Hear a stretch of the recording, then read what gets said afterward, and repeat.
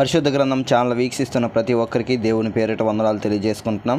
ప్రేమ, సంతోషము, సమాధానం సదా మీకు తోడే ఇండి నడిపించిన గాక. నిన్నటి దినాన మొదటి దినవృత్తాంతంలో 20వ అధ్యాయం చదువుకున్నాం. ఈరోజు మొదటి దినవృత్తాంతంలో 21వ అధ్యాయం చదువుకున్నాం. తరువాత సాతాను ఇశ్రాయేలునకు విరోధముగా లేచి ఇశ్రాయేలీలను లెక్కించుటకు దావీదును ప్రేరేపింపగా, దావీదు యోవాబునకును జనుల యొక్క అధిపతులకును, మీరు వెళ్ళి బెయేర్షెబా మొదలుకొని దాని వరకు ఉండు ఇశ్రాయేలీలను ఎంచి వారి సంఖ్య నాకు తెలియజేయుటకే నా యొద్దకు దానిని తీసుకొని రండని ఆజ్ఞ ఇచ్చెను.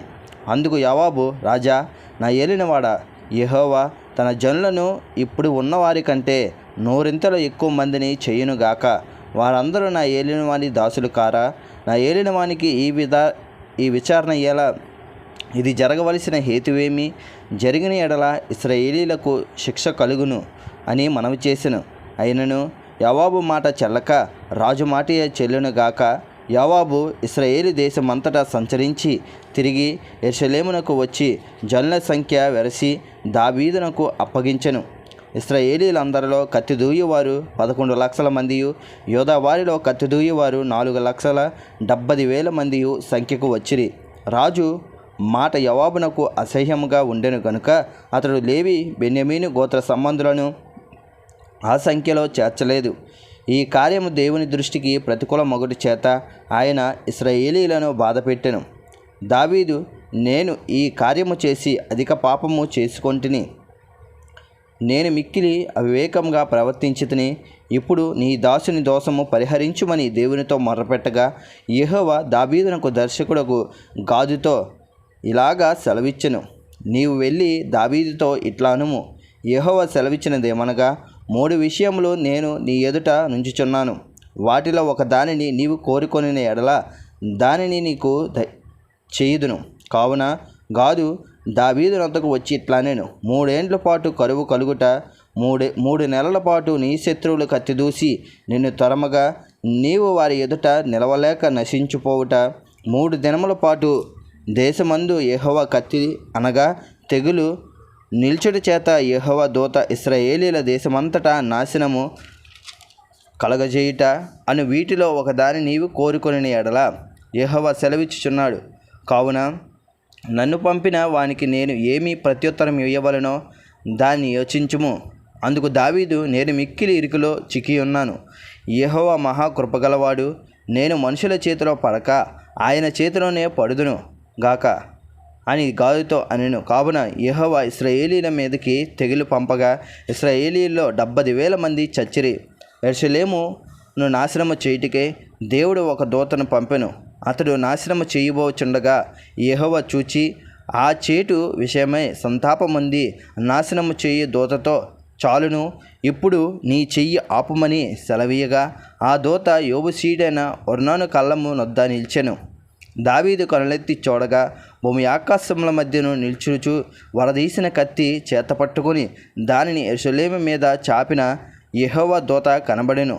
అప్పుడు దావీదును పెద్దలను గోనె పట్టాలు కప్పుకొనిన వారై సాష్టాంగపడగా, దావీదు జనులను ఎంచుమని ఆజ్ఞ ఇచ్చిన వాడును నేనే కదా, పాపము చేసి చెడుతనం జరిగించిన వాడను నేనే కదా, గొర్రెల వంటి వారగు వీరేమి చేసిరి? నా దేవుడవైన యెహోవా బాధపెట్టు నీ చెయ్యి నీ జనుల మీద ఉండకుండా నా మీదను నా తండ్రి ఇంటి వారి మీదను ఉండనిమ్ము. దేవునితో మనవి చేసెను. యెబూసీయుడైన ఒర్నాను కళ్ళమనొద్ద యెహోవాకు ఒక బలిపీఠమును కట్టించుటకే దావీదు అచ్చటికి వెళ్ళవలెనని దావీదునకు ఆజ్ఞనిమ్మని యెహోవా దూత గాదునకు సెలవీయగా, యెహోవా నామమున గాదు పలికిన మాట ప్రకారము దావీదు వెళ్ళెను. ఒర్నాను అప్పుడు గోధుమలను నూర్చుచుండెను. అతడు వెనుకకు తిరిగి దూతను చూచినప్పుడు అతడును అతనితో కూడానున్న అతని 4 కుమారులను దాక్కొనిరి. దావీదు ఒర్నాను వద్దకు వచ్చినప్పుడు ఒర్నాను దావీదును చూచి కళ్ళంలో నుండి వెలుపలికి వచ్చి తల నేల మట్టుకు వంచి దావీదుకు నమస్కారము చేసెను.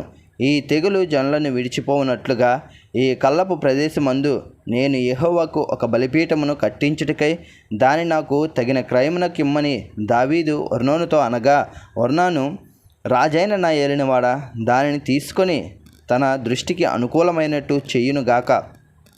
ఇదిగో దహన బలులకు ఎద్దులు, కట్టెలకై నురిపిడి సామాగ్రి, నైవేద్యమునకు గోధుమ పిండి ఇదంతయు నేనిచ్చేదనని దావీదుతో అనెను. రాజైన దావీదు, అట్లా కాదు, నేను నీ సొత్తును ఊరక తీసుకొని యెహోవాకు దహన బలులను అర్పించను. న్యాయమైన క్రయధనం ఇచ్చి దానిని తీసుకొందుడని ఒర్నానుతో చెప్పి ఆ భూమికి 600 తులముల బంగారమును అతనికి ఇచ్చెను. పిమ్మట దావీదు యెహోవాకు అతడు ఒక బలిపీఠమును కట్టించి దహన బలులను సమాధాన బలులను అర్పించి యెహోవాకు మొర్రపెట్టగా ఆయన ఆకాశములో నుండి దహన బలి పీఠం మీద అగ్ని వలన అతనికి ప్రత్యుత్తరం ఇచ్చెను. యెహోవా దూతకు ఆజ్ఞాపింపగా అతడు తన కత్తిని మరలా వరలో వేసెను. యోబు సీడైన ఒర్నాను కళ్ళమందు యెహోవా తనకు ప్రత్యుత్తరం ఇచ్చినని దావీదు తెలుసుకొని అచ్చటనే బలి అర్పించెను. మోషే అరణ్యమందు చేయించిన యెహోవా నివాసపు గుడారమును దహన బలి పీఠమును ఆ కాలమందు గిబియోనులోని ఉన్నత స్థలమందుండెను. దావీదు యెహోవా దూత పట్టుకొనిన కత్తికి భయపడిన వాడై దేవుని యొద్ద విచారించుటకు ఆ స్థలమునకు వెళ్ళలేకుండెను. ఇంతటితో మొదటి దినవృత్తాంతములు 21వ అధ్యాయం పూర్తయింది. రేపటి దినాన మొదటి దినవృత్తాంతములు 22వ అధ్యాయం చదువుకుందాం. ప్రేమ, సంతోషము, సమాధానం సదా మీకు తోడేండి నడిపించును గాక. ఆమేన్.